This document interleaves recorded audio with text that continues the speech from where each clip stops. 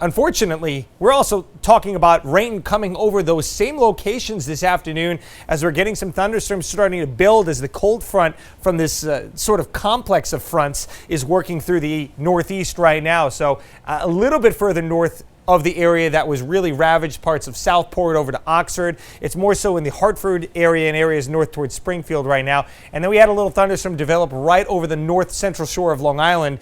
Fortunately, those have moved out in the Long Island Sound at this point. And we've really been sort of lucky here, dare I say, for our viewing area. Had that stationary front sort of moved just south and then kind of up here, kind of grazed Cape Cod before now moving out to sea. That was front number one. And then again, now this back line, which for all intents and purposes looks like it's going to largely die out over our area as it moves closer as we head into the evening and early nighttime hours. Bit of a log jam in the atmosphere. Here's our Nesto out here. And we had high pressure over Maine yesterday that really slowed these fronts to a crawl. And it was just a matter of bad luck at that point where the front stopped and parked right over, again, that area from western Connecticut down towards Long Island.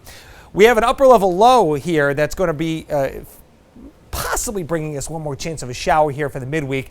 Outside of that, high pressure eventually starts to build in and brings us a real nice stretch of weather going forward here. So as we go through time here on Futurecast, again, you can see all these showers and storms building off the west. Notice how they sort of fizzle out as they reach us here. So largely we're looking pretty good as we head into the evening outside of a very, very quick downpour right there. I think the threat level for any kind of localized flooding is trending lower and lower. So nice to bring some good news here. Again, after some really bad news for parts of the area and the weather center over the last 24 hours. Clouds and fog to start tomorrow. We should start to see some partial clearing later in the day. Temperatures on the cool side tomorrow, low to mid 70s out there.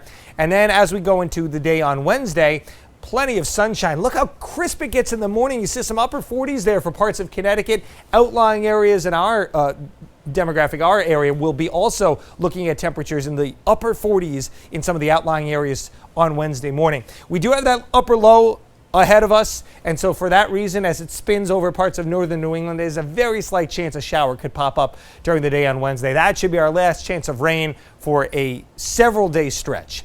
And we're also talking about drier, comfier air. It's so humid out there right now. Look at all the dry dew point numbers here situated down in southern Canada as that high pressure sitting right now over the Hudson Bay is eventually going to pass right on over us going through the end of the week. Hurricane Ernesto, yeah, it's still a powerful storm here. Not good news for the Canadian Maritimes as it's holding together, racing in that direction.